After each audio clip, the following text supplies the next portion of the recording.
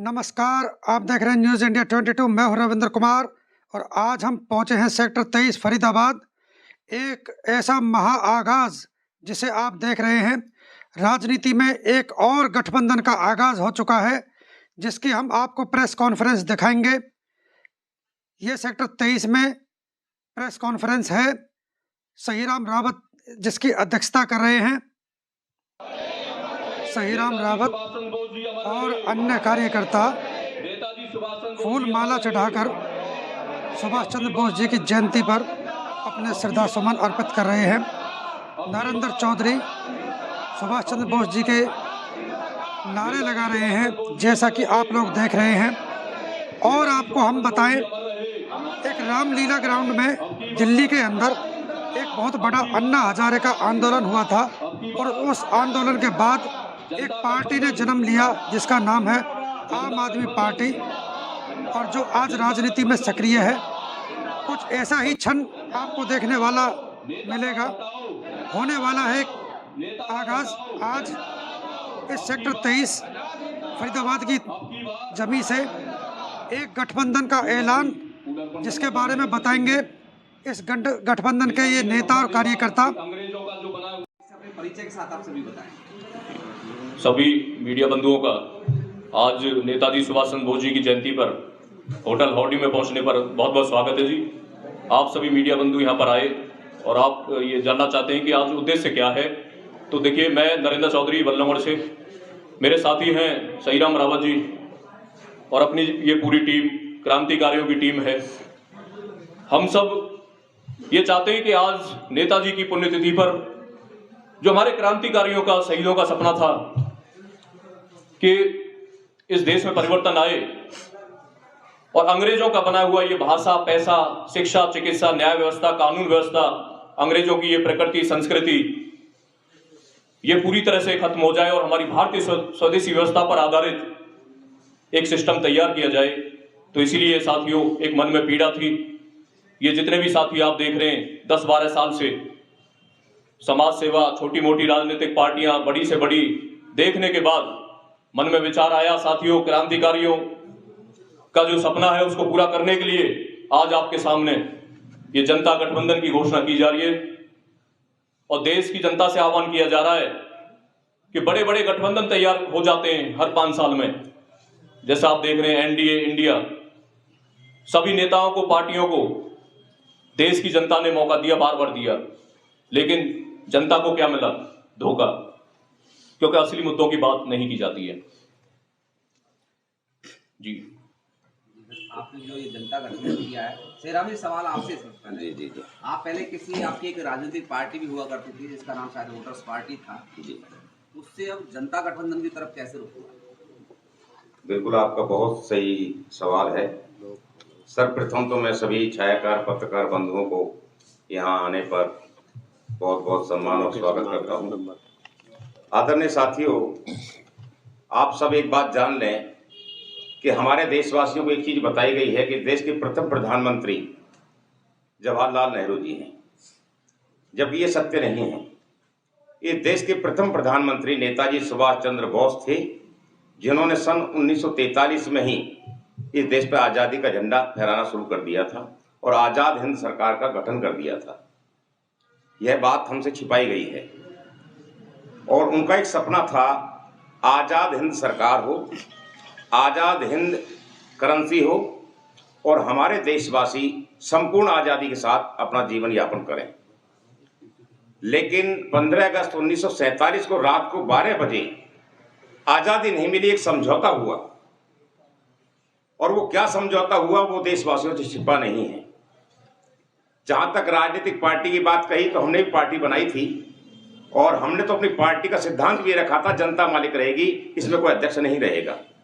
लेकिन समझ में एक बात आई कि राजनीतिक पार्टियों से देश का भला नहीं हो सकता, क्योंकि ये सभी राजनीतिक पार्टियां एक प्राइवेट लिमिटेड कंपनी की तरह हैं और प्राइवेट लिमिटेड कंपनी का जो मकसद है वो केवल अपने फायदे के लिए होता है, बाकी लोग तो उसमें मजदूरी करते हैं।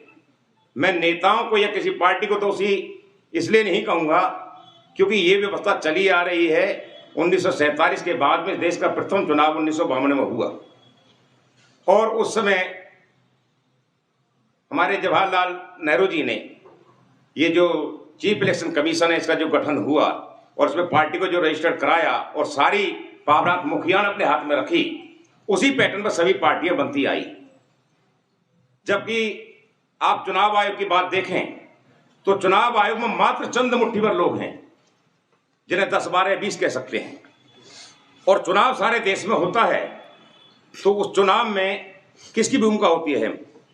जितने भी सरकारी कर्मचारी अधिकारी होते हैं उन्हीं को उस समय इस्तेमाल किया जाता है और उनके वेतन से अलग चुनाव कराने का उन्हें पैसा दिया जाता है।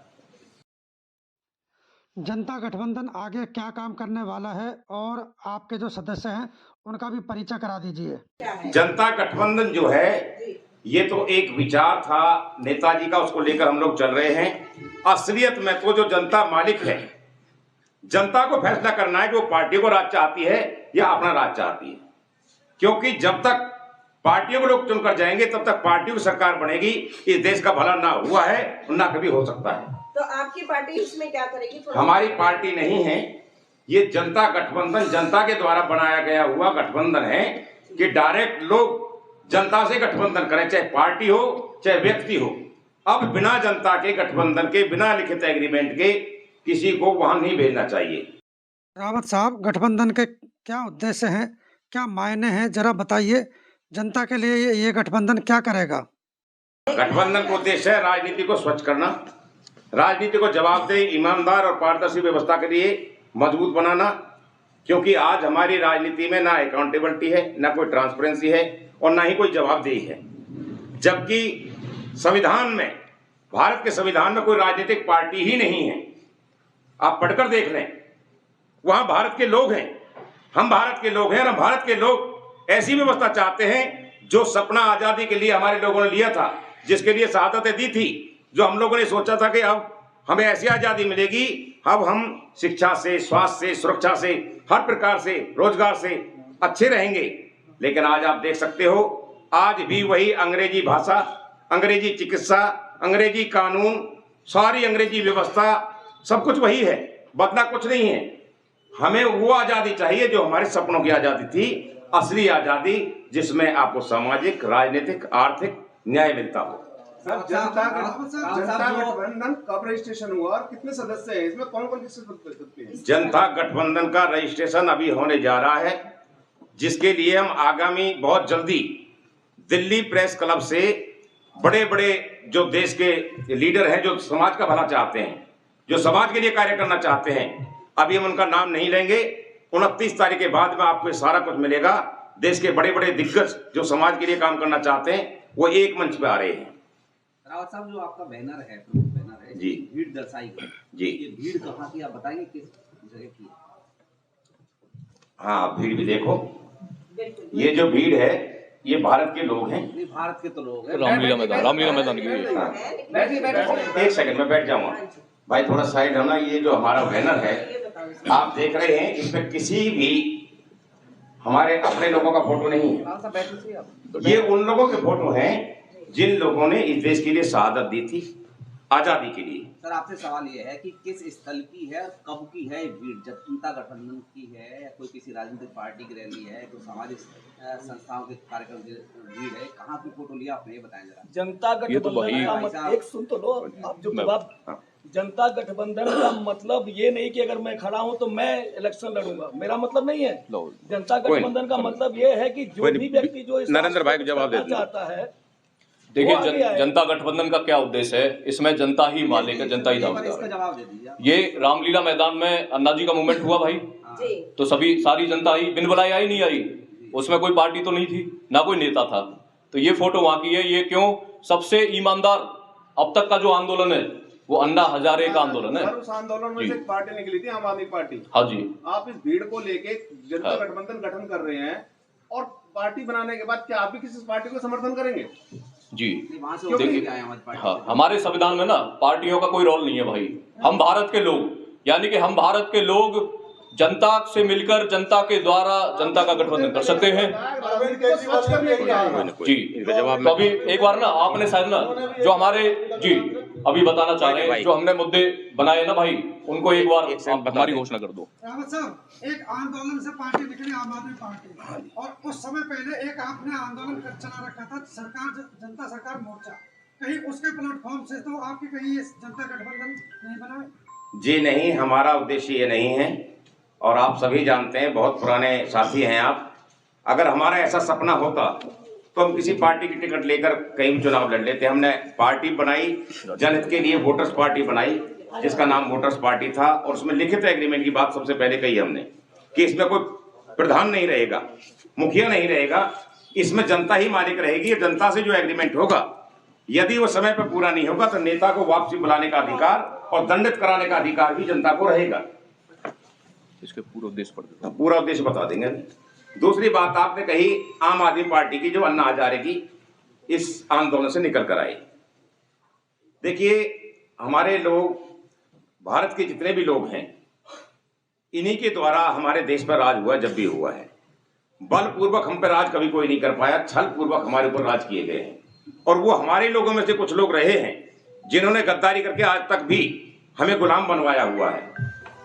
ये सच्चाई है, हम वचनबद्ध हैं। हम किसी भी पार्टी से चुनाव नहीं लड़ेंगे, और चुनाव लड़ना पड़ा कभी तो उस पार्टी से लड़ेंगे जो जनता से एग्रीमेंट करती हो, जनता के प्रति जवाबदेह हो, उसे हटाने का अधिकार केवल जनता के पास हो। इस उद्देश्य को लेकर हम समाज के बीच में जा रहे हैं, अच्छे लोगों को ला रहे हैं। की बात कर रहे हैं सर, हाँ जी, संविधान कैसे बदल जाएगा? संविधान? कौन सा संविधान बदलना बताइए? जो कह रहे हैं एग्रीमेंट होगा, ये तो संविधान ही तो बदलने की कह रहे हैं। कहाँ कह रहे हैं संविधान बदलने? अरे हमारे आपके बीच में भी एग्रीमेंट होते भाई। आपने मेरी बात सुनिए, सुनिए सुनिए सुनिए। इस दुनिया में जितनी भी काम हो रहे हैं, आप बैंक से लेन देन कर लो, लिखित होती है, सिग्नेचर होते हैं। कोर्ट के फैसले देख लो, जब तक जज का फैसला मान्य नहीं होता, जब तक लिखित ना हो जाए।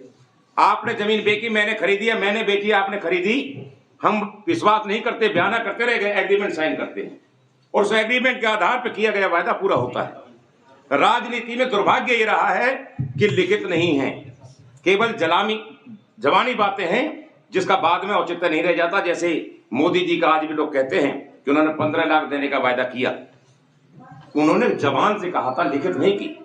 कब देंगे, कैसे देंगे, ये जो व्यवस्था है ना, उससे पहले 2014 में जब सरकार आई थी, आप सबसे पहले ये बात जान लें, इस देश में इतनी पार्टी और राज चला। 2014 से पहले निरंतर जितने चुनाव हुए हैं, एक दूसरे को हराने के होते थे। 2014 में मोदी जी की एक लहर आई, और लोगों ने सभी पार्टी को दरकिनार करके एक व्यक्ति विशेष को राज सौंपा, और ऐसा राज सौंपा सिर्फ जिताने का, कि इस बार सिर्फ मोदी की सरकार बनाई जाएगी। रावत साहब, इसका विस्तार कब तक करेंगे? आप लोकसभा चुनाव ये मेरे भाई नरेंद्र आपको पूर्ण विस्तार से पढ़ के बता देंगे। नरेंद्र जी, आपके इस जनता गठबंधन का कोई राष्ट्रीय अध्यक्ष है? कौन है इसका राष्ट्रीय अध्यक्ष, उसके बारे में भी जरा बताइए। आज क्या नेताजी की जयंती पे ना हमने ये नींव रखी है जनता गठबंधन की, तो मैं 5 मिनट में ये बता देता हूँ, इसमें आपके सारे सवालों के जवाब छुपे हुए हैं। ठीक है, जनता गठबंधन क्या है? भारत देश की सभी ईमानदार व देशभक्त राजनीतिक पार्टियों, समाज सेवी संस्थाओं व आम जनता का गठबंधन है। हमारा मिशन व्यवस्था परिवर्तन है। जनता गठबंधन की फुल फॉर्म है जी, जे से जस्टिस, न्याय, आर्थिक, मानसिक, शारीरिक, पारिवारिक, सामाजिक, राजनीतिक, सांस्कृतिक, आध्यात्मिक। ए से ऑल, सभी नागरिकों के लिए। एन से नेशनल, राष्ट्रीय स्तर पर। टी से टीम भावना के साथ। ए से अलायंस, गठबंधन।